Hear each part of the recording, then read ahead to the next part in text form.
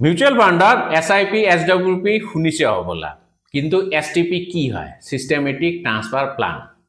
মই উদাহরণ এটা লৈছো ধৰি লওক আপনি লামসাম ইকুইটি ফান্ডত বিনিয়োগ কৰিব বিচাৰিছে আৰু হেতু সময়ত মাৰ্কেট বহুত ওপৰত আছে আপনি ইনভেস্ট কৰি দিলে মাৰ্কেট বলে ক্ৰ্যাশ হৈ গল বা বহুত কাৰেকশন দেখালে সো আপনাৰ কিনা প্ৰাইসটো পাবলে কেতিয়াবা 2-4 বছৰ লাগিব পাৰে কেতিয়াবা 8-10 বছৰ লাগিব পাৰে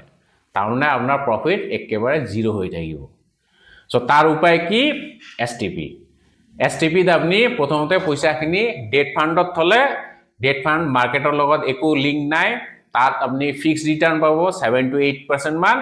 তাৰ পৰা আপনি সিস্টেমেটিক্যালি পইচাখিনি ইকুইটি ফান্ডত ট্ৰান্সফাৰ কৰিব এটো অটোমেটিক হয় ডেইলি উইকলি আৰু